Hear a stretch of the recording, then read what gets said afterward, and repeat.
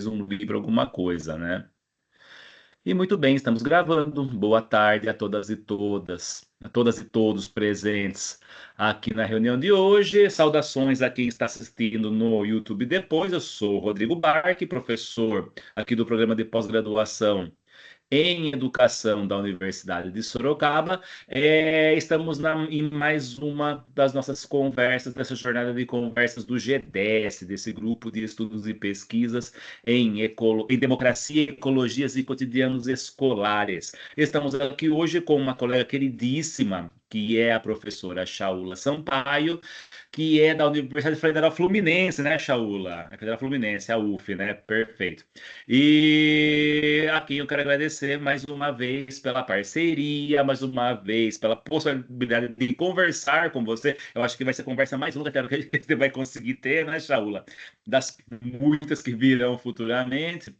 Mas é quem eu queria agradecer a gentileza, a disponibilidade e parceria por estar aqui conosco. Só explicar, Chaula, a ideia dessas conversas é nós estarmos debatendo, dialogando diretamente com muitas e muitos dos pesquisadores, pesquisadoras, professoras e professores com quem nós estamos lendo, com quem nós estamos estudando, quem de alguma forma vem influenciando os nossos trabalhos e as perspectivas que estamos discutindo aqui, ou mesmo alguns colegas que vêm fazendo pesquisas que estão eticamente, esteticamente, poeticamente, politicamente alinhados conosco, também pensando justamente na perspectiva da rede de laboratórios e grupos de pesquisa em educação, imagem e sons, da REISA, né? E uma série de outros encontros, visto que nós, particularmente nós dois, somos interessados no campo da educação ambiental, seja lá o que isso signifique, né?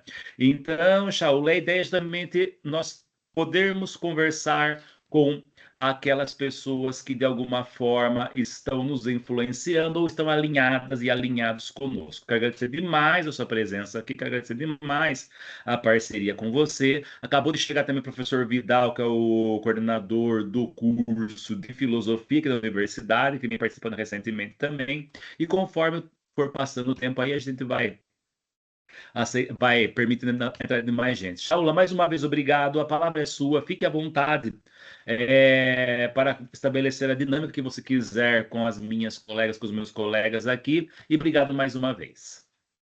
Maravilha, Rodrigo. Então, espero que vocês estejam me ouvindo e me vendo bem. Boa tarde a todo mundo que está aqui, né? E também, que bom que vai ficar gravado, que aí outras pessoas também podem assistir. Então, eu sou professora, né? Como o Rodrigo falou, da Universidade Federal Fluminense, do curso de graduação em Ciências Biológicas e do programa de pós-graduação em Educação daqui. É, e eu enfim, né, meio que preparei uns slides, não muito organizados, que eu também não tive muito tempo, mas para tentar não derivar demais, para tentar organizar um pouquinho. Mas, enfim, eu vou apresentando e aí, né, acho que a ideia não é também eu ficar falando, quem quiser perguntar e falar, né, enquanto eu estiver apresentando também, não precisa, né, ser uma coisa assim muito controlada, né? A ideia é uma conversa mesmo, né? Mas, enfim, também posso apresentar e depois a gente debater mais, conversar mais. Eu sou coordenadora, né, do grupo de pesquisa Entre Mundos, Ecologias, Pedagogias, Culturas. E a gente, enfim, o que eu vou falar tem a ver com as pesquisas que a gente tem desenvolvido, os autores que a gente tem lido, mas não tem a ver apenas com a pesquisa, né? Eu trago algumas inquietações minhas enquanto professora, formadora de professores, né? De ciências biológicas especificamente, né, de biologia e ciências, mas eu acho que essas questões não dizem respeito somente, né, aos professores de ciências, né, mas enfim, professores de geografia, de enfim, todas as disciplinas. Então, eu não consegui abrir também aqui, então eu vou ficar pedindo para o Rodrigo passar. Aí tá meu e-mail também, enfim. Então, Rodrigo, se você puder passar, por favor. É, Então, eu começo falando um pouco de um livro que mudou minha trajetória enquanto pesquisadora e, consequentemente, enquanto professora, né?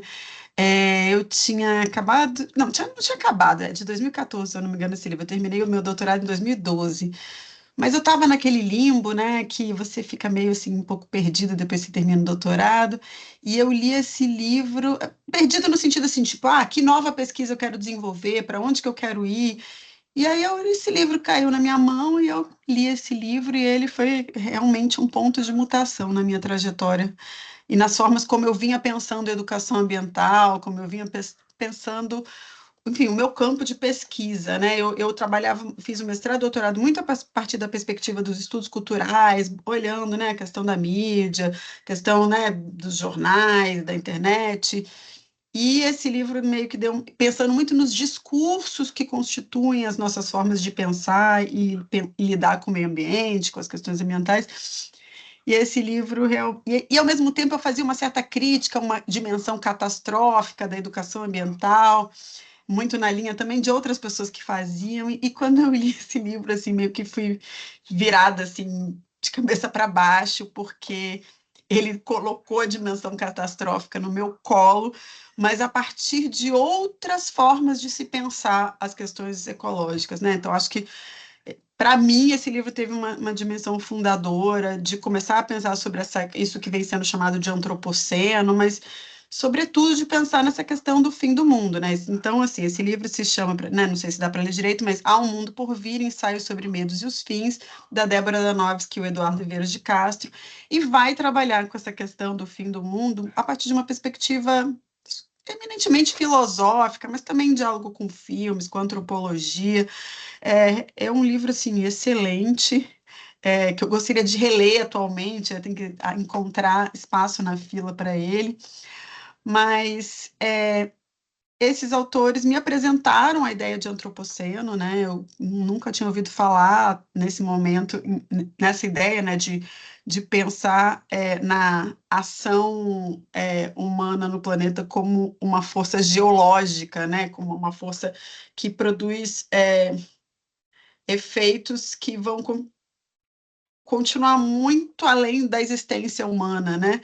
Enfim, eles vão discutir uma série de questões ligadas a essa questão dos fins, né? Complexificando também, enfim, nem iria entrar, mas eu trouxe uma citação, e eu vou trazer algumas citações também, porque eu acho que aí vão ajudando a gente a pensar um pouco, né? Então, eles falam assim, que o genocídio dos povos ameríndios, o fim do mundo para eles, foi o começo do mundo moderno da Europa. Sem a expoliação da América, a Europa jamais teria deixado de ser um fundo de quintal da Eurásia, continente que abrigava, durante a Idade Média, civilizações imensamente mais ricas que as europeias. Sem o sangue das Américas, não haveria o capitalismo, nem mais tarde a Revolução Industrial, talvez nem mesmo, portanto, o Antropoceno. Então, eles vão situando, né, de forma muito interessante, né? E aí tem autores que aí falam de capitaloceno muito a partir disso, né? Dessa dimensão de se pensar como que a gente chegou até aqui, né? E que nos espera, né? Que é essa questão, né? Um mundo sem a gente sem um mundo, né? Eles vão criando cenários especulativos sobre os fins do mundo, né? E ao mesmo tempo dizendo que o fim do mundo é um acontecimento infractal, né? Então não é um fim do mundo, né? Aqui está falando que eles estão falando que o fim do mundo para os povos, né? Indígenas da América aconteceu quando a América foi invadida pelos europeus, né? O mundo deles realmente acabou. Enfim, aí esse livro me fez repensar muito sobre uma educação ambiental que eu estava numa perspectiva muito discursiva, que eu também trabalhava. Não que eu não acho que tenham coisas importantes, mas acho que a materialidade da crise ecológica ela não pode ser desconsiderada, né? Então, acho que eu fiquei me havendo com isso a partir da leitura desse livro. Se você puder passar, Rodrigo.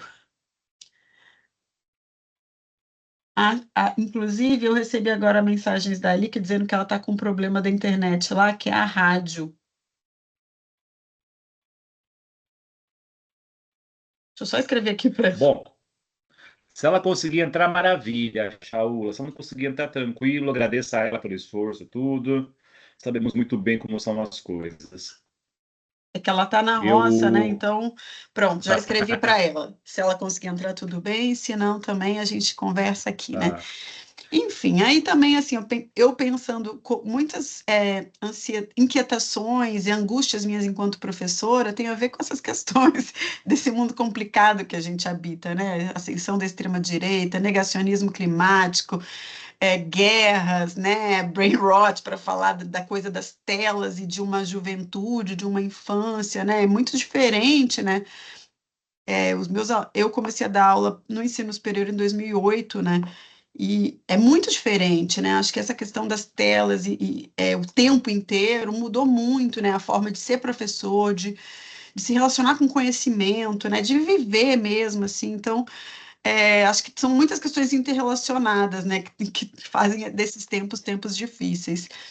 Então, eu li um texto, acho que foi na Folha de São Paulo, se eu não me engano, eu não anotei a referência aqui, mas dá para resgatar, do Franco Berardi, que fala assim, que enquanto o capitalismo extrativista destrói o planeta, enquanto o caos geopolítico leva a um rearmamento generalizado, o cérebro humano está fora de serviço porque foi submetido a um bombardeio neurológico nos últimos 30 anos, né? Então, eu sei, isso é uma coisa que eu partilho muito com os meus alunos, né? Da dificuldade minha também de, de, de me situar nesse mundo em que nossa atenção é disputada, nossa atenção é valiosa para grandes empresas trilionárias, né? Então, assim, o que nos resta, né? Como podemos ser professores, né, nesses tempos atuais? Como a gente pode formar professores? Como nós somos convocados a lidar com as questões climáticas e socioambientais no cotidiano das escolas e universidades? Então, ao mesmo tempo, essa disputa, né, que o Franco Berardi coloca, a disputa entre questões seríssimas, né, no nível concreto, fora da internet, e a nossa atenção capturada por coisas assim que muitas vezes não tem essa materialidade, né? Em nosso tempo, nossa atenção. Então, acho que são questões que, enquanto professora, me angustiam muito. E pode passar, por favor.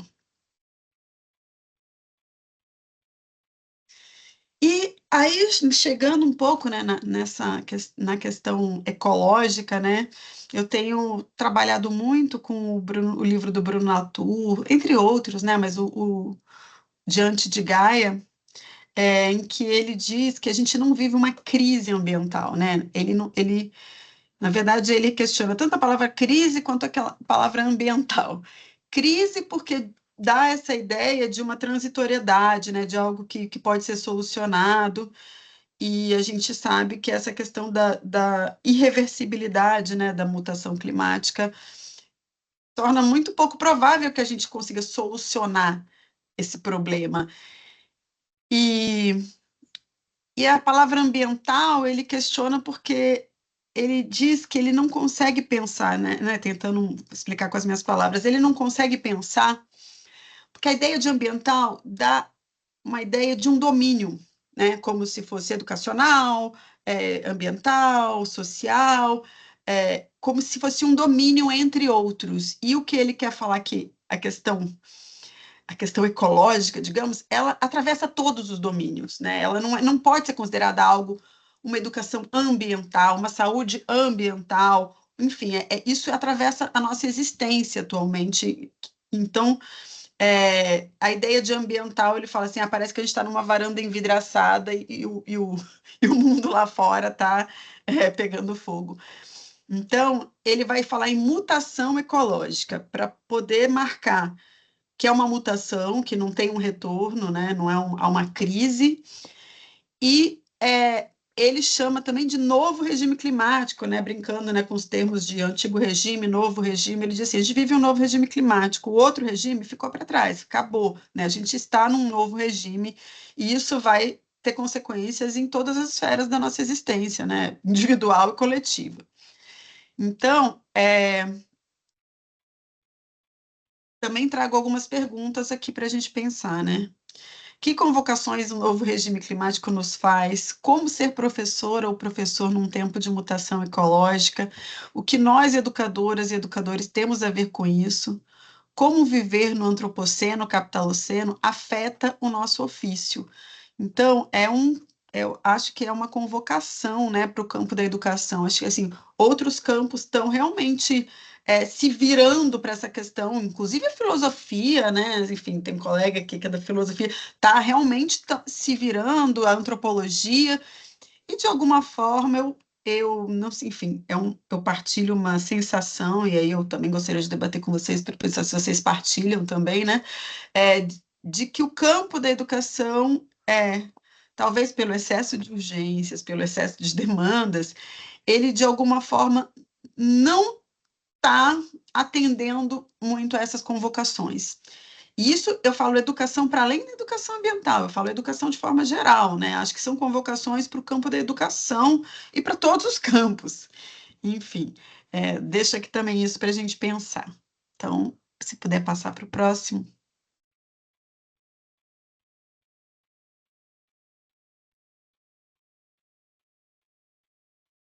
E aí, eu trago um conceito, enfim, uma ideia, um conceito, uma noção que eu tenho também me debruçado nos meus projetos mais recentes, que é essa ideia de mais que humano, né? E aí esse hífen aí tem uma função, né, também de uma delimitação conceitual, que não tem uma definição muito simples, né? Acho que a ideia é a gente poder pensar um pouco com ele, assim, eu estou trazendo as coisas meio, né, um pouco fragmentadas, porque eu acho que a ideia também de trazer as questões que eu tenho pensado.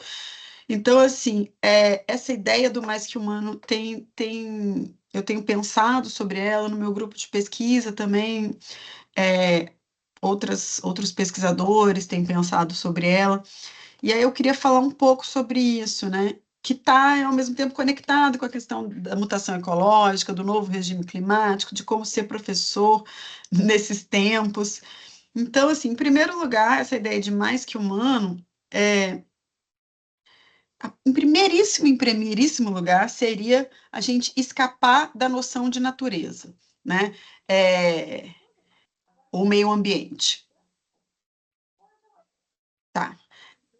Que enfim, que a gente poderia ficar falando um tempão, a partir do Bruno Latour, a partir da Dona Harry, sobre o quanto a noção de natureza é problemática, quanto ela se institui numa dicotomia com a ideia de cultura, enfim, é uma discussão que é muito ampla, mas é uma discussão que eu acho que a gente tem que enfrentar de alguma forma para lidar com as questões ecológicas, porque a natureza ela se institui enquanto conceito, como um conceito ocidental, né, um conceito eurocêntrico, em que é definido uma esfera que não é a esfera humana, né? Seria o que está fora da esfera humana. E aí o Bruno Latour, enfim, toda a obra do Bruno Latour vai lá nessa direção de implodir, talvez, mas ao mesmo pensar com essa ideia de natureza, mas ao mesmo tempo tentar buscar outras possibilidades. E aí eu tenho trabalhado com essa ideia do mais que humano, em alguma medida, para não falar em natureza. Bruno Latour tem falado em mundo, né?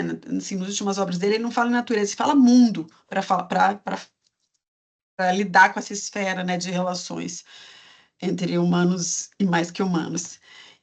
E aí, acho que essa ideia, enfim, né, de se confinar todos os seres nesse conjunto que é a natureza, em que eles são silenciados também, suas singularidades, suas agências. Então, é como se não se dá ênfase à pluralidade de existências que partilham esse mundo conosco. Enfim, isso é algo que me interessa, que eu quero pensar que, enfim, é algo que... E até como bióloga, é interessante também que isso tudo vai também tendo uma retomada minha para a biologia, mas de uma outra forma, né? Outros autores falam em outros que humanos, não em mais que humanos, que eu também acho interessante, né, para dar essa ideia, né, de que essa não centralidade do humano, né? Mas eu acho que mais que humanos me agrada mais, porque esse mais coloca o humano também numa categoria hierárquica menos de superioridade, assim. Enfim, se puder passar. Enfim, tentei aqui também delimitar um pouco, né? Mais que humano é uma tentativa de tensionar o excepcionalismo humano, ou seja, aqueles pensamentos e ações que colocam o humano numa posição sempre hierarquicamente superior, transformando todos os demais seres, entidades e elementos de um cenário em existências subalternizadas, invisíveis e desimportantes. Então, é um pouco nessa tentativa de deslocar o excepcionalismo humano, né?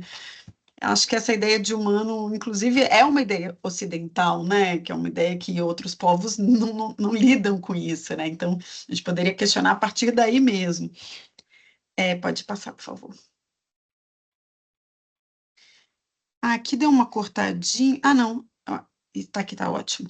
Eu tentei trazer algumas citações desses autores e autoras que estão me ajudando a pensar nisso, assim, que eu acho que ajudam a gente a constelar mais com essa ideia do mais que humano para pensar a educação depois, né? Agora não, né? Então, a Isabelle Stengers, né, que nesse texto ela fala que o mais que humano é mais uma maneira de dizer que humano não é uma categoria tão interessante para pensar os problemas que enfrentamos hoje. O mais que humano é uma configuração geral dos problemas que se opõem ao sujeito isolado mestre de suas próprias intenções, né? Essa ideia do excepcionalismo humano, do sujeito moderno. Anna Tsing, ela vai falar do antropoceno mais que humano para trazer a ideia do feral, né? Que ela vem debatendo, que é tudo aquilo que escapa à domesticação, né? Aquilo que as espécies exóticas invasoras, né? Enfim, aquilo que cresce onde o ambiente foi degradado. Ela tem esse atlas feral que é muito interessante, que é difícil até definir se é um jogo, se é um arquivo, se é, enfim, um projeto colaborativo. E aí ela diz assim, nesse texto que ela fala sobre o antropoceno mais que humano, né? Que o antropoceno oferece algumas manchas ecológicas diferenciadas, como grandes plantações, subúrbios, complexos industriais, instalações logísticas e muito mais. Atentar para as consequências ambientais específicas de cada mancha abre a discussão sobre a justiça ambiental em geografias planetárias desiguais. Então ela vai nessa ideia, no sentido mais que humano, um pouco por aí, né? Pensando na plantation, ela vai estudar a plantation, vai tentar entender as relações a partir de um olhar de antropóloga, aí ela vai olhar uma pedreira que era uma pedreira, é um espaço que foi totalmente devastado, e como esse espaço está sendo recolonizado por espécies invasoras, e tem os caçadores, enfim, ela vai olhar para essas relações que se dão, né, enfim, no antropoceno entre coletivos, né, multiespécies. E a dona Haraway, né, que é outra autora que a gente também tem estudado bastante no nosso grupo, né, e eu acho que não só, né, que é muito engraçado que quando a gente começou a estudar essas coisas lá no nosso grupo, enfim, lá em 2017, ninguém estava estudando, né, e a gente ficava, nossa, a gente está lendo uns autores que ninguém está lendo, né, que legal, e agora virou também um tema que está muito, digamos assim, em voga, autores que estão muito em voga, o que eu acho que não é ruim, né? Eu acho que tem mais gente pensando com eles, acho que eles realmente trazem, estão até falando né, da constituição de uma nova área chamada humanidades ambientais, é super interessante isso, assim, né? Que ao mesmo tempo é algo que está tão em voga que se está criando realmente um novo espaço, não sei se disciplinar, mas um espaço, né, de pensamento, que eu acho interessante porque responde a essas convocações do antropoceno. Aí Dona Haraway fala que contar histórias com bichos historicamente situados é um exercício repleto de riscos e alegrias, inerentes à composição de uma cosmopolítica mais vivível, né? Então ela está interessada em contar essas histórias, né? E bicho, ela está falando de seres, né? Ela está usando bicho para falar com mais que humano. Não está falando assim, necessariamente de animais, né? Está falando de micro-organismos, de plantas. E nesse sentido de contar histórias, né? Então eu acho que esse poderia ser um caminho na educação, né, para os educadores, né, essa coisa de contar histórias com esses bichos, com esse mundo mais que humano. E ela diz também que a prática de contar histórias já não pode ser confinada à caixa da excepcionalidade humana.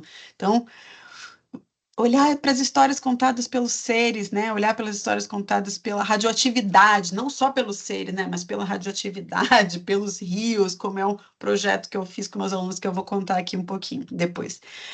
E o Latour diz assim: é preciso, ao contrário, que aceitemos permanecer abertos à vertiginosa alteridade dos existentes, cuja lista não é fechada, e as múltiplas formas que eles têm de existir e de se relacionar entre si, sem reagrupá-los rapidamente em algum conjunto, seja ele qual for e de certo não na natureza, né? Essa ideia de olhar para a potência de ação da vida, né? Menos numa tentativa de categorização, como de certa forma a biologia fez, né, historicamente, mais uma tentativa de disso que ele fala, permanecer aberto à vertiginosa alteridade dos existentes. Eu acho isso fascinante, assim, isso me faz olhar, inclusive, para a ciência de outro jeito. Pode passar, por favor. E aí, só para, enfim, concluir essa primeira parte, assim, que eu mais teórica, conceitual, também tenho pensado muito com esse conceito de cosmopolítica, né, que é uma proposição da Isabel Stengers, mas tem muitos outros desdobramentos, assim, né? Então, eu trago aqui essa citação da Eliane Brum. Como seriam as nossas histórias se fossem escritas e contadas com a gramática da animação? Que outras histórias sobre sociedade, política, direito, ciência ou arte seriam possíveis se mudássemos de perspectiva e, em vez da autoria humana solitária, reconhecêssemos que animais, plantas, fungos e outros seres não humanos também são atores e autores da vida na Terra? E, ao mesmo tempo, também está atento para outras histórias não ocidentais, né? Que eu acho que eles trazem essas outras histórias também, outros protagonismos, que é algo que eu acho que isso é muito rico para a gente pensar, né, nessas relações. Então, antes de ler essas perguntas, eu também queria ler a citação do Eduardo Viveiros de Castro, é um verbete sobre cosmopolítica que ele publicou no ano passado num livro chamado Os Involuntários da Pátria, que é uma coletânea, e esse texto, que é um verbete que ele fez, nem era para o Brasil, ele foi traduzido, né? É, e é muito bom, assim, recomendo bastante esse texto dele.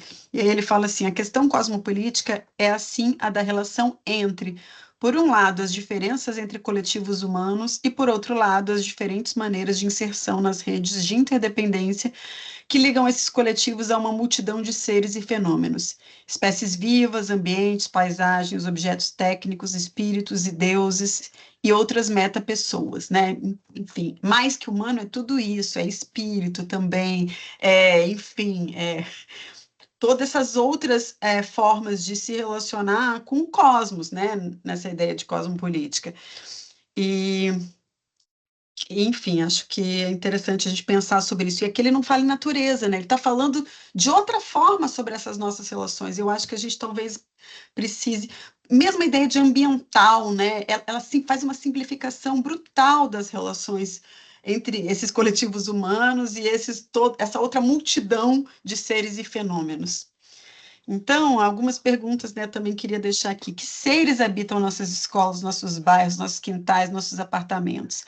Que relações estabelecemos com as espécies com as quais convivemos, mesmo vivendo em grandes cidades?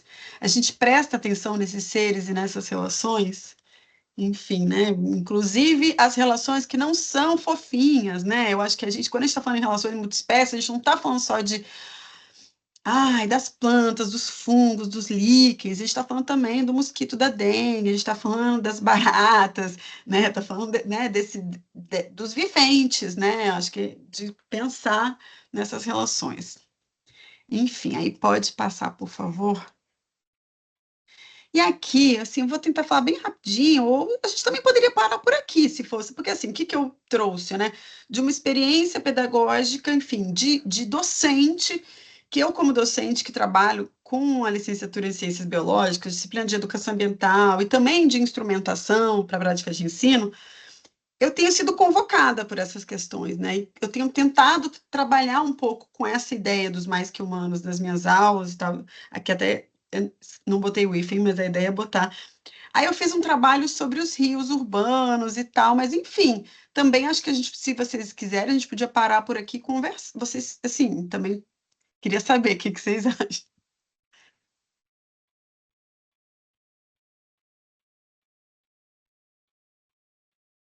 Não sei, Shaula, você quer falar do seu trabalho? Entrou um aqui, não sei se o UD que está aqui é a Ali que está como desconhecido. Ela falou que há 11 minutos ela disse que estou tentando ainda out. Não, então tá, tudo bem. Fala pra gente sobre a questão das memórias dos rios. É que nós tínhamos um dos nossos mestrandos, é que ele fechou, ele conseguiu defender já. E ele não tá conseguindo ouvir por causa dos HTPCs dele. O Ângelo ele trabalhou com o Rio Sorocaba e a geografia da percepção, né? Como trabalho em cotidiano escolar, né? Se você quiser falar dos rios, por gentileza, das memórias dos Tá, rios, Shaula, por favor. então tá. Então eu vou, e aí qualquer coisa vocês também podem levantar a Perfeito, mão, a gente perfeito. conversa. Porque também dá uma certa concretude, né, a essas questões, e, enfim, esse não é exatamente, está ligado ao meu projeto de pesquisa, mas não é ainda está muito bruto, né, então ainda não tem um tratamento, mas é mais um relato, assim, então, eu estou interessada em pensar como é que, então, a gente pode formar professores a partir dessas questões, não só professores de ciências, mas, no caso, eu trabalho com professores de ciências, né, e biologia. Mas acho que esse projeto poderia ser feito em outras áreas também, né? E eu acho que os rios, eles convocam isso, Rodrigo, eles convocam essa coisa é, mais que humana, né? Porque eles são complexidades, né? Eles são coletivos multiespécies, os rios. E aí eu acho e também são históricos, né? Tem uma história que eles vão mudando ao longo do tempo, eles têm uma, enfim, muita questão. O Rio, acho o Rio um tema muito interessante para a gente trabalhar uma perspectiva mais multiespécies, né? Enfim, então a ideia era, né, nesse trabalho, convocar formas de pensar uma educação mais que humana, estabelecendo conexões, né, interdisciplinares. E desenvolver essa coisa das práticas de atenção, né, que outros autores, como Tim Ingold, estão discutindo. A Donna Haraway também fala dessas práticas de atenção para os seres mais que humanos, né? E pensar em possibilidades que também pudessem ser desenvolvidas em escolas. Então, quando eu vou trabalhando, enfim, obviamente, né, nas minhas disciplinas, tentando pensar em coisas que também podem, né, ressoar na educação escolar. E aí a gente decidiu, enfim, junto, né, a partir de uma conversa e tal, que o tema seriam os rios urbanos da região, né, pois eles fazem essa conversa com a cidade, modelo de urbanização, história, com a biologia, com a geografia, com a cultura local, etc. Pode passar, por favor. E aí, eu comecei, assim, meio que numa tentativa, né, de dar um pouquinho o tom, né, que eu acho que a gente poderia seguir, convocando eles a escreverem uma carta para um rio que fosse especial na vida deles, né, fazendo um desenho ou colocando uma foto desse rio. Nessa ideia, né, de transportar afetos, memórias, histórias, relações, né, que eles pudessem conversar com familiares para resgatar essas histórias, enfim, tratar os rios como entes próximos, né, numa perspectiva também né, da parentalidade, né, de também lidar com essas ideias de outra forma menos objetificadora de pensar com os mais que humanos. Aí eu trouxe aqui um trecho, né, de uma das cartas, né, que fez uma aluna que escreveu da infância dela, né, para o pequeno riacho sem nome que corre perto da minha casa em Mucambo, Ceará. Impermanência, dias cheios, dias vazios. Você na quadra chuvosa enche, se inunda de peixe, se afoga de animais. Na seca a água se esvai, devagar diminui. Onde corria água, agora repousam larvas, você agora é poça. Onde corria água, agora repousam folhas, você agora é leito. Quando a chuva voltar, tudo de novo. Nada exemplifica melhor a vida e a caatinga do que você que vem para lembrar. Tudo muda, tudo se transforma. Enfim, eles fizeram umas coisas lindas, tentei pegar umas bonitinhas, eu também nem vou ficar lendo todas. Pode passar, por favor. É, enfim, né, essas histórias, muitas vezes nas cartas eles trazem histórias, memórias de infância, de parentes, de civilizações antigas, memórias ancestrais. Então, aqui, essa do Rio Bomba, que é um rio que totalmente poluído, canalizado na cidade de São Gonçalo, que é perto de Niterói, né? Então, você nunca achei que fosse escrever uma carta para você, mas aqui estamos nós. Aí ele fala da avó, né, que a avó conta de quando o rio era limpo. Enfim, aí ela fala assim: eu tenho críticas porque você sempre enche nos dias de chuva e me atrapalha de ir para casa. É, e aí outra foi para o Rio São Francisco, né? Ela fala que não conhece o Rio, mas o avô Joaquim cresceu nas margens e ouviu histórias. Enfim, eu acho que essas cartas são muito lindas, assim, e trazem essa coisa da relação, né? Para a gente parar de pensar nessa distância, ou como essa ideia de natureza que nos separa mesmo, né? A ideia de pensar com os mais que humanos é pensar que é a relacionalidade, né? Enfim, pode passar, por favor. E aí a gente foi lendo as cartas juntos e construindo meio que um rio de palavras, né? Então eu peguei esse papel assim, grandão, e a gente ia assim, cada carta que a gente lia as cartas, todas as cartas foram lidas, e em cada carta, cada estudante escrevia uma palavra, né? E aí a gente foi construindo um rio de palavras também, né? Para a gente poder ir criando esse tecido, né? A partir de cada que cada um trouxe. Pode passar, por favor. E aí, enfim, né, pensando nessa ideia pedagógica de produzir saberes a partir de experiências com rios e criar práticas que fossem atravessadas pela arte, pela cultura, pelo conhecimento local e pela ciência, entendendo como os rios nos ajudam a pensar as nossas relações com a cidade, com os mais que humanos, e também trabalhando conteúdos de ciência e biologia de forma interdisciplinar. E aí, a partir disso, a gente dividiu em grupos para realizar um trabalho de pesquisa. Eles iam escolher um rio da região deles para pesquisar, né, obter mais informações. Então, aí foram feitos um, dois, três, quatro, cinco grupos, né, que escolheram esse Parque das Águas Escondidas, o Rio Bomba, Rio João Mendes, Rio Icaraí e o Rio Jacaré, todos meio, né, dessa região Grande Niterói. Pode passar, por favor.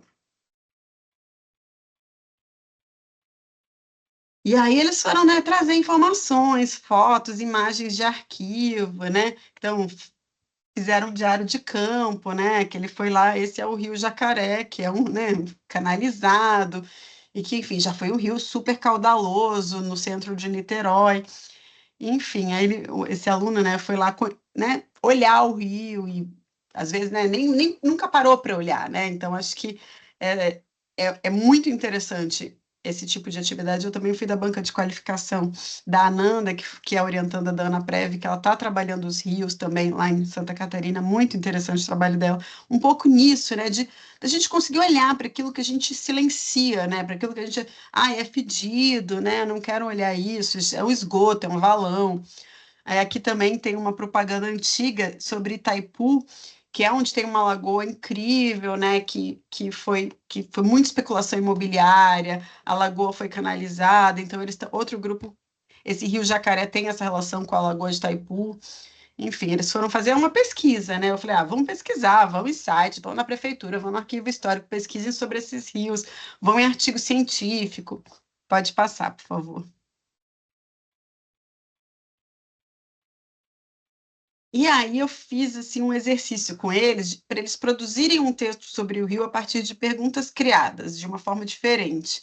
Então eu coloquei um monte de perguntas assim que pergunta um biólogo poderia fazer para esse rio, que pergunta um geógrafo faria para esse rio, pergunta um pescador, que pergunta um historiador faria, que pergunta um ambientalista, que pergunta um professor faria, que pergunta uma criança faria para esse rio, que pergunta um químico, um antropólogo, um artista que perguntam um não humano, né, uma planta, um sapo, um peixe, um crustáceo faria para esse rio, que pergunta um poeta faria para esse rio, que pergunta um filósofo faria para esse rio.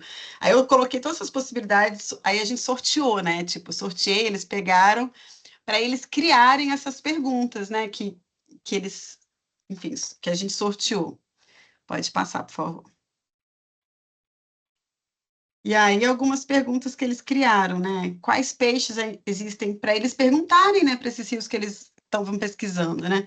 Quais peixes existem em suas águas? Ainda é possível viver em suas águas? Já existiram jacarés? Faz quanto tempo que ninguém brinca em suas águas? Quais espécies vegetais podemos encontrar nas margens? Que tipos de componentes químicos podemos encontrar em você? O que há em você além de moléculas de H2O? Quais são os efeitos antrópicos sofridos pelo rio em questão? Como você ficou dessa forma? Qual a história por trás desse rio? O que ele impactou na história local? Você gosta do lugar em que flui? Quais as espécies de animais e plantas vivem nesse rio? Quais macro e micro-organismos compõem esse ecossistema aquático? O que podemos fazer para melhorar sua condição? Por que você, minha única casa, está tão poluída e me matando? A pergunta de um peixe. Enfim, né? Algumas perguntas que eles criaram para tentar responder, né? A ideia é que eles tentassem responder, pesquisar e responder essas perguntas. Enfim, fazendo experimentações que eles podem também, enquanto professores, ressoar nas práticas, né, deles enquanto professores. Aí, pode passar, por favor. Então, eles pesquisaram em fontes diversas e construíram um texto coletivo, né? E aí eles acharam um monte de coisa interessante que eles não sabiam. Teve essa coisa das águas escondidas, eles pareciam meio que detetives, assim, que tinha um parque das águas escondidas em Niterói, que eles sabiam, mas não sabiam como chegar, e eles saíram no bairro perguntando, não sei o quê, porque eram umas nascentes, parece que tem um aqueduto histórico, mas assim, muito arruinado, assim, mas aí eles saíram perguntando e descobriram um padre que sabia tudo, que contou a história para eles. Aí eles foram com o padre lá visitar essas nascentes, enfim, acho que fizeram uma trilha muito interessante, né? Que teve essa coisa investigativa, e a partir disso elaboraram uma narrativa poética e pedagógica, era essa a proposta. Pode passar, por favor. Enfim, aí eles criaram narrativas assim, né? Me chamo Rio Jacaré, dizem que me nomearam assim porque antigamente os jacarés vinham lá da Lagoa de Piratininga, onde deságua, isso me subiam porque tinha bastante água. Outros contam que eu tinha um senhor que criava jacarés, mas houve uma enchente muito alta e a lagoa transbordou, eu transbordei, e esses jacarés fugiram e foram encontrados por aí. Outros explicam meu nome dizendo que simplesmente já tinha um jacaré em mim há muitos anos. Há poucos estudos sobre meus animais, mas antigos moradores pescavam camarão, pitu, cará, cascudo e mussum. No meio de tanto lixo na margem, hoje em dia são encontradas armadilhas para a captura de meus acompanhantes, como pássaros e lagartos. Pessoas trouxeram consigo porcos, cavalos, cabras, carpas e outros animais que às vezes não são tão desejados pelos próprios humanos. Todos esses novos habitantes em excesso me afetam, matando minha flora e contaminando minhas águas e retirando. Enfim, eles criaram meio que uma narrativa a partir da pesquisa dele, como se fosse uma narrativa do rio. Pode passar, por favor. E aí, a partir disso, a ideia era a criação de desinstrumentos pedagógicos, porque essa disciplina chama Instrumentação em Educação Ambiental, e é um nome que me incomoda e eu fico brincando com eles, né? Então, vamos desinstrumentalizar, né? Então, para eles criarem esses desinstrumentos pedagógicos, né? Algum material didático, inventivo. Então, sobre aquela narrativa do Rio Jacaré, eles criaram, por exemplo, uma HQ super bonitinha, super bem feita, né? Essa daqui é uma partezinha dela. Enfim, ficaram bem bonitos os trabalhos. Demorou, né, gente? Mas aí eu meio que fiz assim, vou fazer um projeto na disciplina, né, para a gente poder desenvolver. Pode passar, por favor. Aí outros, né, desinstrumentos, esse daqui fez um diário do Rio Alcântara, essa daqui fez um painel do Canal da Costa, um painel interativo, com imagem, com, enfim, textinhos, mapas, bem interessante. Pode passar, por favor. Esse daqui fez um livro. Aí, eu tô falando até de outros rios, porque eu também fiz isso outro semestre, então eu tô trazendo outros rios, né? Então, esse livro do Rio Macacu, também muito bonito. Essa fez um cartão postal do Rio Barreto. Pode passar. Enfim, né?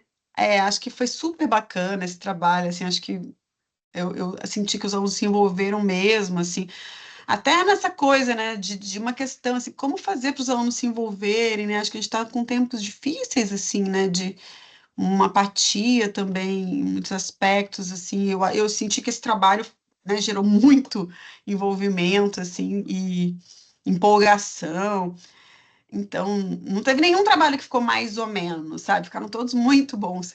Então, eu deixo algumas perguntas, né, que acho que também são perguntas que me acompanham nas minhas pesquisas e na minha docência também, né? Como o currículo poderia ser reimaginado diante da nossa responsabilidade com relação às imensas questões trazidas pelo antropoceno? De que forma outras ontologias e cosmovisões poderiam tecer composições com a educação escolar, a fim de vislumbrarmos possíveis ressurgências nesses tempos de colapsos? Como a escola poderia participar da imaginação e da composição de novos mundos conectados com outros seres que coabitam o planeta conosco? Como os mundos mais que humanos podem compor o currículo de modo a abarcar o cultivo de práticas de cuidado uns com os outros? Enfim, essas perguntas trazem muitas coisas, né? Acho que elas são perguntas que não são, né? É meio que um projeto de vida, né? Acho que eu vou pensar sobre essas perguntas até eu me aposentar, né? Então, é um pouco por aí, assim. Então, é isso, gente. Acho que, né, meio caótico, mas é um pouco das questões que eu tenho pensado. E aí, certamente se conectam as questões que o Rodrigo tem pesquisado, e a gente lê também bastante os textos do Rodrigo. Acho que, né, a gente está meio que. Somos várias pessoas, né, que estão no Brasil pensando de forma articulada nessas questões. Se quiser, pode fechar, que aí a gente se vê maiorzinho, né? Obrigado, Shaula. Vamos fechar então.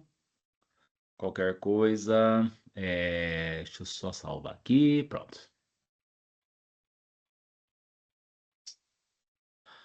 Shaula, é que eu sempre digo para a turma aqui, tá? As falas das convidadas e convidados sempre são um alento, por quê? Porque elas vão se interconectando, elas vão construindo todo um elo entre justamente as três dimensões do trabalho que a gente vem fazendo, que são os cotidianos escolares, a ideia de democracia e as ideias de ecologias, e daí eles veem o que eles fazem com isso tudo no trabalho deles. Se alguém vai focar mais no cotidiano, se alguém vai focar mais na questão política e democracia, se alguém vai focar mais a questão ecológica, ou se vai fazer esse entrelaçamento. E o que você traz é justamente, eu acho que você carrega com muita categoria a questão ecológica que a gente vem debatendo, que a gente vem discutindo. Eu não venho trazendo tanto para as nossas conversas, justamente para trazer as colegas os colegas que possam estar trazendo justamente as referências que você trouxe, a Isabel Stenger, a Dona Harry, o trabalho do Latour, o trabalho da Débora Danosco Cubeiros de Castro, o próprio trabalho da orientanda da Débora Danosco, a Juliana Fausto, sobre os animais, a cosmopolítica dos animais, que é um trabalho belíssimo, belíssimo, belíssimo. Belíssimo. E esse texto do Débora de Castro e o da Juliana Fausto, assim como a Queda do Céu do Copenau, eu li tudo na pandemia. Então imagina como eu entrei na pandemia, como eu saí da pandemia, né? O que foram justamente me causar a ideia do inferceno, né? Mas aí é uma outra história. Gente, vocês, por gentileza. O Vidal sempre tem algo a dizer, mas o Vidal não consegue ficar até o fim. Alguma questão, alguma dúvida, algum comentário, alguma coisa que vocês queiram comentar? Fica à vontade, tá? Levanta a mão e vamos embora. Olá, posso começar? Pode. A Uratan levantou a mão também. Vejam aí. É, Então, vai você, Carla, e depois o Uratã. então, boa noite. Eu sou nova no grupo, então pode ser que o que eu pergunte já tenha sido discutido. É, Professora Shaula, eu queria saber primeiro qual é a faixa etária desse grupo de crianças, não sei se são crianças, adultos, pela foto eu não consegui identificar direito, que você fez o projeto. São meus alunos da graduação. Ah, tá. Entendi. Não, porque assim, para mim é uma novidade muito o que você trouxe. Eu fiz história no século passado, e já no século passado era muito difícil pensar em livros didáticos que não reforçassem uma questão de história única, de verdade única, né? Então eu imagino o quanto que é muito difícil trazer para a escola básica, né? Para o ensino básico. Essa ideia que hoje eu vi aqui, né? Daí queria saber se tem alguma questão sobre isso relacionado aos livros didáticos, porque hoje eu sou diretora de creche. E na creche, eu acho que até, visto que as crianças são lindas, maravilhosas e imaginativas, e até para elas é mais fácil falar em mais que humanos, né? Porque elas não foram encaixotadas ainda. né? Mas na educação básica, com o tipo de material didático que nós temos, eu acredito que tenha, e a história do século passado, que já era muito difícil nos materiais didáticos, é, falar-se numa história que não fosse única, e imagino o quanto para mim isso que você trouxe é original e bonito, né? Então, primeiro isso, agradecer por trazer uma nova visão que eu não tinha, mas eu cheguei agora no grupo, né? E entender se existe já alguma coisa que leve essa ideia, que é uma ideia, pelo que eu entendi, de mundo acadêmico, para os livros didáticos, para que a educação básica também tenha acesso, né, a um outro jeito de se pensar. É Ótimo, isso. Carla, mas acho que sua pergunta é interessantíssima, né? Ajuda, né? Acho que todo mundo a pensar. Acho que aí tem outro campo de disputa, né? Que são as políticas curriculares, né? Que eu nem falei disso, assim, mas enfim, todos os meus alunos que estão na escola e todas as pesquisas que a gente tem, né, dialogado, o quanto o currículo também vem sendo constrangido, né? Ele vem sendo constrangido, reduzido também, né? A questão do novo ensino médio. Então, acho que não dá para ter um olhar romântico para isso, mas eu acho que a gente também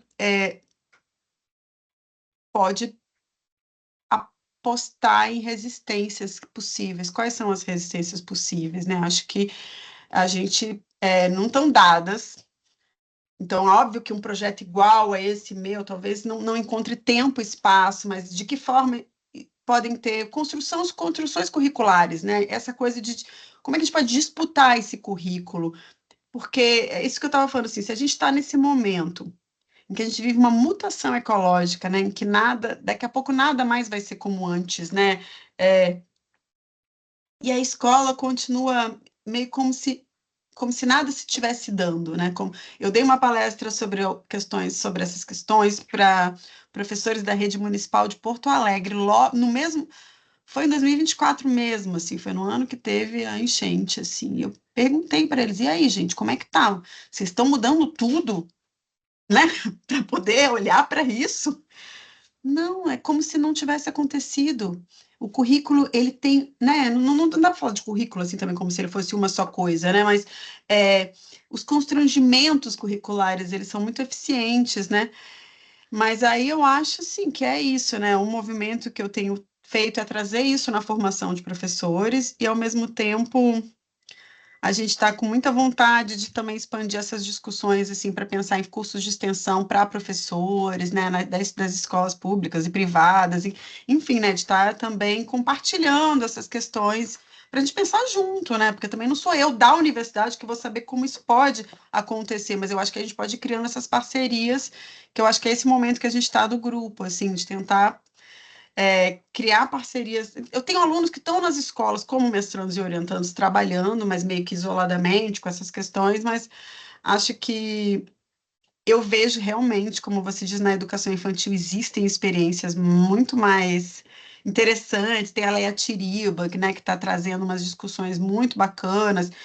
Tem um grupo que não é exatamente da Austrália, ele é um grupo internacional que fala Common World Pedagogies, que eles têm trabalhado com Dona Hara, com essa ideia de mundo comum, e a maioria dos trabalhos é na educação infantil, né? Acho que talvez por a educação infantil ter um constrangimento menor com relação aos tempos e espaços, né? Acho que talvez abra mais possibilidades de.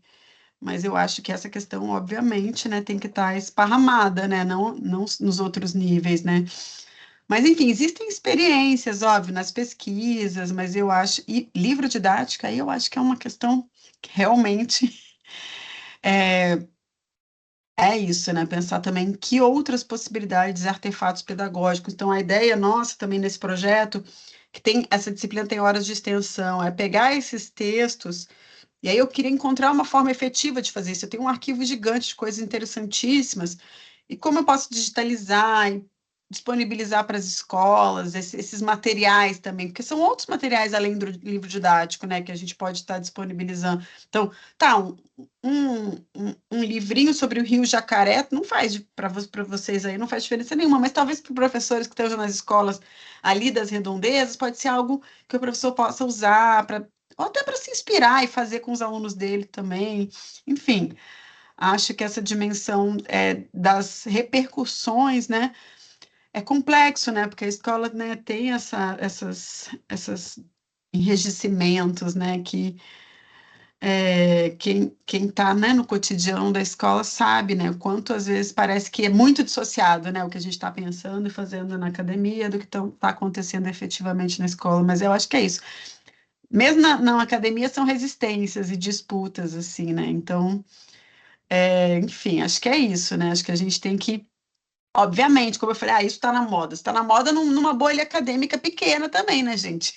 Obviamente, os professores do Brasil não está chegando na formação deles isso, né? Porque eu trago para os alunos que eu estudo essas coisas, mas a maioria dos professores não. Então, acho que ainda é uma novidade essas discussões. E a discussão das mudanças climáticas também, né? Acho assim que mesmo que seja de uma forma mais, digamos, convencional, acho que não dá mais para não trabalhar a questão das mudanças climáticas nas escolas de forma complexa, de forma cuidadosa, né? Interdisciplinar de preferência, porque tá aí, né? Esse é o nosso mundo, né? Gente, eu posso atropelar o Uratã? No bom sentido. O Uratã, meu amigo, me desculpe, que frase horrorosa. Isso está sendo gravado. Que horror.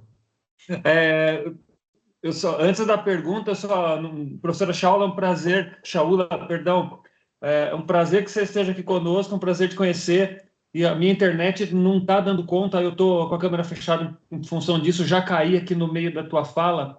É só para agradecer por essa resposta brilhante que você dá à pergunta da Carla. A Carla recém-chegada, e a Carla é recém-mestre, né, pelo nosso programa. E também a Carla está envolvida no processo de criação do currículo municipal. Então, essa tua leitura, professora, a respeito de como a gente está pensando material para levar para a escola, para construir um pensamento do século XXI, é bastante agudo fazer essa reflexão, porque a gente já está olhando para 2050. O primeiro quarto do século já foi. E os materiais didáticos ainda, aquilo que a gente tem muito acesso na escola, ainda respira áreas do século XX, né? Me parece dessa forma. Eu venho da história e da filosofia e fica pulsando. Quando é que a gente vai estender uma discussão desde os pequenos, né? Estou chamando ali fundamental, ensinos, anos iniciais, até que essa geração aconteça, pessoas ali de 6, 7 anos de idade, que vai crescer fazendo a leitura, né? E você já no início da tua fala, você já trouxe ali uma memória do Capra, se eu não me engano, do ponto de mutação.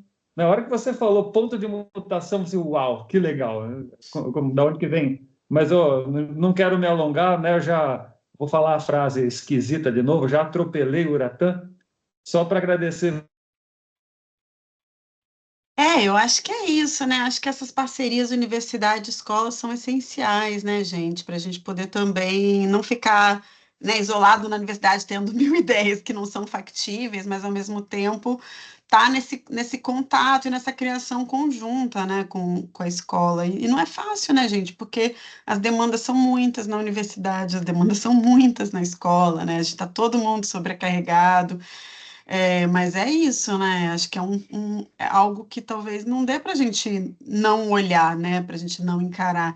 E vocês dois falando da questão de história, né? Eu fui chamada também para conversar no encontro de professores de história, que a UFRJ promovia, foi muito interessante, que eu falei assim, ó, eu não faço a menor ideia de quanto essa discussão está sendo feita na história, então eu levei uma discussão muito básica sobre antropoceno, e interdisciplinaridade, porque era o tema do evento, então eu levei. E eles ficaram assim, tipo, nossa, nunca tinha ouvido falar sobre essas coisas, assim. Aí eu falei, então tá, gente, vamos estudar, vamos ler. Tem historiador, tem o Chakrabarti, que está pesquisando essas coisas, também está pensando um pouco, vamos pensar a história a partir desse ponto de vista, né, da destruição ecológica. Enfim, acho que é isso, né? Convocação de todo mundo, né? Eu tô nessa. Depois que eu li lá o Eduardo Vieira de Castro, eu parei com essa coisa de ai, não vou ser prescritivo, não vou ser catastrofista. Não, sou total catastrofista. É isso. Vai, Uratã. Professora Shaula, boa tarde ou já boa noite. Obrigado por poder conversar conosco e dar a oportunidade da gente aventurar, né, da gente conhecer um pouquinho mais de um tema que, confesso, eu, pela minha formação, vim também da área da história, outras formações, é um tema bem novo e surpreendente para mim. E tem uma questão que, na minha pesquisa, eu sou orientando do professor Rodrigo, no meu trabalho de doutorado, faço pesquisa sobre o cotidiano dos diretores. E uma questão que me é muito cara é a questão do método, porque, enfim, por conta desse trabalho com os cotidianos, o método que eu adoto é o materialista histórico dialético, ele me traz algumas dificuldades. E aí, quando a senhora fala do antropoceno e principalmente do mais que humano, me vem uma preocupação metodológica em relação ao estatuto ontológico desse mais que humano. Porque, não é, quer queira, quer não, nós temos uma tradição que vem da antiguidade clássica, passa pelo Renascimento, é reforçada no Iluminismo, de colocar o homem como referencial, como centro e como aquele que é capaz até hoje, né, daí a questão da catástrofe do antropoceno, de até destruir o planeta. Mas como que a gente pode falar do mais que humano sendo humano? É possível estabelecer esse estatuto ontológico do mais que humano sem um referencial humano? Como que a senhora vê essa questão, ou se essa questão é irrelevante, enfim, é isso. A minha pergunta vai um pouco por aí. Como falar do mais que humano sendo humano? Nosso lugar de fala não contamina? Ah, é uma pergunta muito interessante, assim, nem sei se eu vou saber responder bem, mas eu acho que dá muito a pensar, né? E eu acho que é uma pergunta também que vem, né? Como é que a gente pode falar do mais que humano sendo humano? Ela aparece, né? Acho que eu tenho tentado ler muitos antropólogos, assim, eu tenho lido muito texto da antropologia, porque eu acho que tem ajudado, sabe, nesse exercício, em primeiro lugar, de um deslocamento ontológico, né? Então, a, eu dei uma disciplina na pós, no semestre passado, retrasado, chamado Pluriverso e Educação, que vai pensar a partir dessa ideia de pluriverso, que está ligado àquela ideia zapatista, né, de um mundo onde caibam muitos mundos, né? Então, nesse sentido, e eu acho que nos últimos anos a gente tem tido o privilégio, né, de poder ter acesso a essas outras ontologias de forma, não sendo antropólogo, talvez há 20 anos atrás, só teria acesso a essas outras ontologias sendo antropólogo, né? Mas agora a gente tem acesso ao livro do Schopenhauer e da Marisol de la Cadena, né? O livro Seres Terra, que é muito fundamental para a gente pensar um pouco nesses deslocamentos ontológicos. E aí essa ideia do pluriverso, né, vai um pouco por aí, né, da gente estar pensando que esse mundo, né, que é esse mundo ocidental, que é o mundo da nossa história, né, da nossa ontologia, ele não é um único, né? Ele, apesar de ser o mundo que suprime os outros, né, que enfim, que suprime outras ontologias, outras formas de existência, acho que a gente está num momento também em que essas outras vozes estão disputando, né, esse espaço por falar, olha, não é essa a única forma de se pensar e se existir no mundo, existem outras. E aí, não sei se eu vou responder, mas eu estou pensando junto assim, com o que você traz.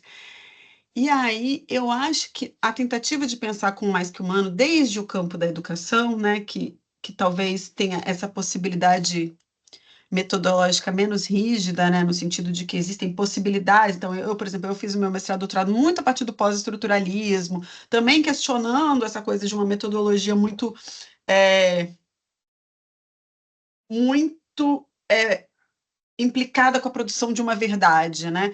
Então, eu tenho tentado, assim, eu não sei se é possível falar sobre o mais que humano sendo humano, mas eu acho que tem muitas pistas. Por exemplo, o trabalho da Juliana Fausto mesmo, essa cosmopolítica dos animais, eu acho que ela não se exime do ponto de vista humano, obviamente, para falar com e sobre o mais que humano, mas ela vai complexificando a forma da gente olhar, por exemplo, para os gatos como espécies invasoras, ou tipo para os animais, né? Ela está interessada em olhar os animais, aí ela traz muitas histórias, e aí talvez essa ideia das histórias, Uratan, talvez seja uma forma metodológica da gente poder fazer essas aproximações com outras ontologias e com outras perspectivas, inclusive não humanas, digamos, perspectivas animais, perspectivas vegetais, né? Nessa tentativa das histórias, que seria algo menos fechado. Esse é o ponto de vista de uma planta. Não, mas a gente, por exemplo, o Emanuele Coccia, né, no A Vida das Plantas, ele é um filósofo que está escrevendo sobre as plantas com a biologia, né, com os textos da biologia, mas não como um biólogo, ele está escrevendo como um filósofo. Então, ele está também fazendo um exercício de perspectiva nesse sentido, né? Trazendo outras dimensões dos mais que humanos que são suprimidas da nossa forma como a gente pensa as plantas, por exemplo, né? A gente pensa as plantas de uma forma muito pobre, de modo geral.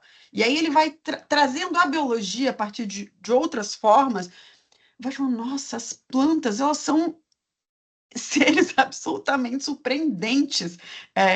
Então, acho que talvez seja isso um pouco, né? Da gente poder exercitar essas outras perspectivas, ajudados pelas cosmovisões não ocidentais, pela ciência ocidental, pelas infâncias também, como ela disse, pelo olhar crianceiro para o mundo, nesse sentido, né, da gente estar aí especulando o que seriam esses mais que humanos, quais seriam pontos de vista dele. Então, é sempre uma fabulação, uma especulação em alguma medida, e aí, metodologicamente, a gente está se apoiando isso na Donna Haraway, nesses autores que estão trazendo outras possibilidades metodológicas, que talvez, para um materialista, né, para um materialista histórico, sejam meio... Enfim, mas eu acho que é isso, né? Obrigado, professora. Mas para o materialista histórico é uma boa surpresa. Que bom. O materialista histórico ele não pode se fechar, né, à dinâmica do mundo, à fluidez, à ideia do rio, né? Aliás, a ideia do rio me lembrou Heráclito, o obscuro, né, o pai da dialética. Então, Sim. isso abre caminhos, né? Muito obrigado pela resposta. Espero que tenha, né, contemplado de alguma forma que Sim. você... Shaula, você me permite também responder ao meu orientando? Claro, a gente está conversando, gente, é uma conversa, né? Eu não tenho todas as respostas, estou aqui, né, especulando, tentando. Eles estão sendo bonzinhos com você, viu? Porque quando veio. Porque o Leandro Belinazzo, que veio semana passada aqui, foi um massacre, viu? Eu falei, o Leandro não vai voltar nunca mais. Porque o Leandro, caramba, gente, caramba. Porque... Não, é para ver o tipo de conversa que a gente vem tendo no grupo e por causa dessa diversidade de perspectivas que o pessoal traz, que aqui a gente tem que não, a gente tem muita gente que trabalha muito tempo nas escolas e vem trazendo a experiência no diálogo com a teoria, né? Alguns já vêm com uma boa parte de teoria, a gente vem, oferece outras coisas, a gente sempre está aproveitando a expertise dessas professoras e professores, além de outras categorias de trabalho, nós temos aqui nutricionistas, psicólogas, jornalistas, enfim, a gente tem uma galera aqui trabalhando com outras coisas que vem dialogando com a educação e vem dialogando conosco com as nossas perspectivas. No que diz respeito ao estatuto ontológico do humano, a gente tem que pensar o seguinte, isso é uma coisa da filosofia. E uma das coisas que eu venho afirmando, com todos os riscos parresiásticos que isso vem envolvendo, é a seguinte questão: a filosofia é uma invenção europeia. A filosofia é uma invenção que acompanha a história da civilização ocidental. A filosofia, ela se preocupou justamente até o século XIX, justamente com o status ontológico do ser humano, tirando as questões da Idade Média, que justamente estavam preocupados muito mais com o status ontológico de Deus do que o status ontológico do ser humano. Acontece que no século XX, com o advento da antropologia e principalmente com as perspectivas pós-estruturalistas, e mais que pós-estruturalista, porque eu não gosto muito do termo pós-estruturalista, eu prefiro o termo ou perspectivista ou da filosofia da natureza, né? E quando vem à tona a palavra na própria língua das perspectivas originárias, isso muda tudo. Em primeiro lugar, que a gente percebe que a filosofia é um tipo de saber, é um tipo de conhecimento, é um tipo de tentativa de compreensão das coisas, que é uma delas.